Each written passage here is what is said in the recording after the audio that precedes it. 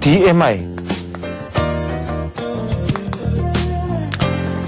플러스 D와 마이너스 D가 보여주는 차이값 플러스 DM은 금일의 고가에서 전일의 고가를 빼야 되겠죠.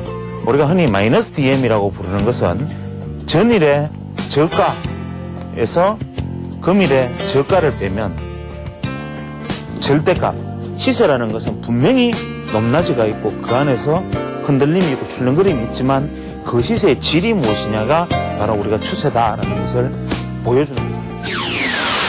우리가 추세에 대한 이야기를 하다 보니까 이제 추세의 개념적 개념, 쉽게 말하면 직선 추세와 곡선 추세를 이야기했고 그것을 그럼 곡선 추세를 개념적으로 그러면 잣대를 끄면 어떻게 할 것이냐라는 이야기를 하다 보니까 이제 DMI라는 지표를 끌어들여서 설명을 하게 됐단 말이죠. 그럼 DMI가 어떤 것이냐까지 이제 진행을 했지요. 그러면 그 플러스 DMI하고 마이너스 DMI가 크로스 되는 지점이 있지 않습니까? 예. 그런데 보면은 오므라졌다가 다시 오므라지는 듯 하면서도 다시 하는 게 있고 예. 실제로 직접 크로스할 때가 있습니다. 있죠. 예. 그걸 가만히 유심히 보면 예. 떨어지는 각도가 예. 아주 가파르면 예. 그대로 크로스하는 경향이 있고 예. 천천히 떨어지면 예. 다시 벌어질 수도 있는 상황이 여러 발견되는데요. 예. 그 각도가 떨어지는 각도가 중요한 것인가.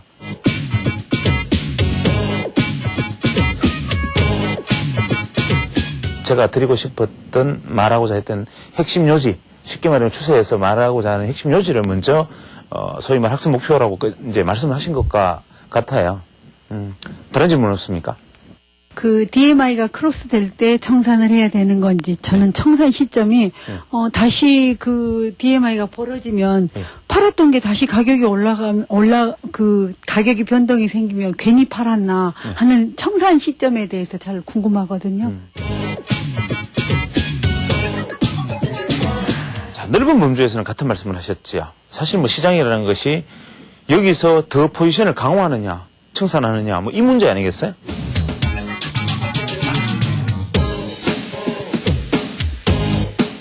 그래서 진입을 하는 거야. 사실 뭐 극단적인 경우에 그런 얘기도 합니다. 만약에 청산에 대한 자세만 잘 돼 있다면 진입 시점은 생각할 필요가 없다. 그냥 뺑뺑이 돌려서 아무 때나 화살을 던져서 진입을 하면 지금 당장 이 순간에 진입을 해도 되는 거죠. 진입은. 왜냐하면 방향이 밑으로 내면 위로만 맞추면 되는 거니까 그 방향이 거꾸로 가면 나오고 맞으면 진입은 일단 된 거니까 그 상황에서 현물과 틀리단 말이에요. 그래서 그 상황에서 이제 아니면 어차피 그냥 확률은 반반이니까 나오는 거니까 다만 그 안에서 포지션을 강화할 것이냐 청산할 것이냐의 문제이겠죠. 앞서 말씀하신 주제를 일단 만약에 DMI라는 관점에서 이제 이렇게 해서 이제 상승 추세가 보통 이제 진행이 됐다 이거죠. 이렇게.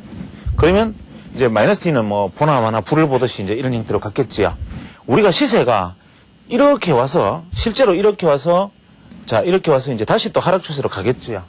다시 추세가 이제 축소가 되어서 이렇게 가면 여기에서 이렇게 해서 다시 추세가 강화되는 수도 있고 이렇게 다시 벌어지면 추세가 강화되는 수도 있고 그 다음에 추세가 이렇게 바뀌어버리는 수도 있는데 이것을 그러면 어떻게 우리는 해석을 해야 되나 이 이야기 하신 거죠. 그 다음에 이것을 미리 예측할 수 있는 방법은 없을까? 굳이 이렇게 크로스되고 난 다음 혹은 다시 튕겨나가고 난 다음에 훅이 생기고 난 다음에 보면 이미 훅이 생기고 날 때 숨이 생겼다는 게 확인이 될 때는 시장의 시세가 치고 나가버리고 크로스된 게 확인되고는 시세가 끊겨버린 다음이기 때문에 이게 사실 시세 자체는 굉장히 후행성이 강한 것이죠. 가격의 슬로프 상승하고 난 다음에 가격의 슬로프가 완만하니까 대체로는 훅을 하더라. 시장의 슬로프가 크니까 날카로우니까 대체로 뚫고 내려가는 경우가 많더라. 이런 얘기 하신 거죠. 그렇습니까? 예. 이게 이제 우리가 소위 말하는 그 시장의 추세와 조정과 파동과 거의 모든 것을 사실은 은유하고 있다고 해도 과언이 아닙니다. 왜냐하면 현재 이 부분에서 어떻게 될 것인가라는 것은 엄밀하게 이야기하면 여기서 결정나 있는 겁니다. 이것이 그러면 최대로 확대되었다 하면 뭐냐면 실제로 시세가 계속 위로 벌리면서 계속 매일매일 치고 났다는 거죠. 예를 들어서 뭐 TR 한 14다 이렇게 되면 트루레인지 14, 분모가 14다 그러면 거의 14일 동안 매일매일 뚫고 올라가요. 이게 매일매일 하루도 빠짐없이 고점을 실제로 종가상 고점을 경신하거나 종가상 고점을 경신 못한다 하더라도 종가상 밑에 있다 하더라도 최소한 이런 꼬랑대기라도 이런 꼴이라도 만들었던 시세를 연출했었다는 의미를 갖잖아요. 그렇죠. 그래서 여기서 우리가 소위 말하는 이렇게 꼬리를 계속 높여나갔던 이러한 어떤 시세의 범위는 쉽게 말하면 엄밀하게 말하면 더 이상 갈 수 있는 한계라는 것은 TR14 하면 14일 동안 더 이상 못 가잖아요. 이건 한계가 있는 거지. 그러면 최대 맥시멈의 폭이 이거란 말이에요. 최대 맥시멈의 폭이. 그러면 최대 맥시멈의 폭에서 그러면 단순히 가격이 똑같이 그만큼 상승할 수 있는가를 한번 생각해 봅시다. 보조지표의 함정이죠. 상승이 이렇게 굉장히 기분 좋은 양복을 하나 만들고 그 다음에 이런 거 하나 만들고 그 다음에 또 뭐 이런 거 하나 만들지요. 이건 음봉이 되겠다, 그죠? 뭐 이런 거 하나 만들고 이런 형태의 가격의 시세가 있을 수 있는 거예요. 그죠? 그 다음에 또 두 번째로는 정말 이런 시세가 있다 가정을 합시다. 이게. 근데 이 안에서는 가끔 드물게 그냥 이제 뭐 이런 것도 하나씩 나오고 또 이런 것도 나오고 또 이런 것도 나왔다 가정하지요. 매일매일 올라서 100% 된 이 그림하고 그냥 막 진짜 한없이 오르면서 잠깐 올라보였던 이 그림하고 우리가 지표상 가보면 어떤 게 더 과열로 보입니까? 이게 더 과열이죠.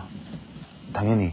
이게 지표의 한계란 말이에요. 그래서 우리가 사실 지표가 가지고 있는 한계라는 것은 무엇을 봐야 하는가 하면은 실제로 그 지표 값이 보여주는 것과 실제로 그것이 가격이 보여주는 객관화된 가격을 같이 살펴봐야 되는 거죠. 그래서 우리가 보통 이런 추세 지표라는 것은 현재의 방향성을 이야기하고 있는 것이지 추세 지표 값이 크다 적다라는 것이 가격 논리의 강도를 말하는 것은 아니다 이 말입니다. 추세 지표 값이 크면 클수록 강력하면 강력할수록 우리가 수익을 취할 수 있는 이익의 값이 크다 이게 아니고 추세 지표의 값이 크면 클수록 이익을 취할 수 있는 확률 이것이 크다 이 말이에요. 그러니까 내가 얻을 수 있는 게 추세 지표가 강력한 추세를 보였을 때 그 추세에 뛰어들면 얼마를 많이 벌 수 있는 확률이 높다 이 말이 아니고 1원을 벌든 10원을 벌든 100원을 벌든 50원을 벌든 간에 버는 쪽에서 있을 가능성이 높다 이 말이란 말이에요. 예를 들어서 우리가 이제 상승 추세에 놓여 있던 이것이 훅을 보였다. 그 마이너스 T가 이렇게 훅을 보였다. 이렇게 가정을 하면 이렇게 훅을 보인다라는 것은 시세라는 것이 어떤 축선의 형성이 된 다음 가격이 소위 말하는 시간을 반영하기 위해서 가격이 시간을 보낸다 이 말이죠.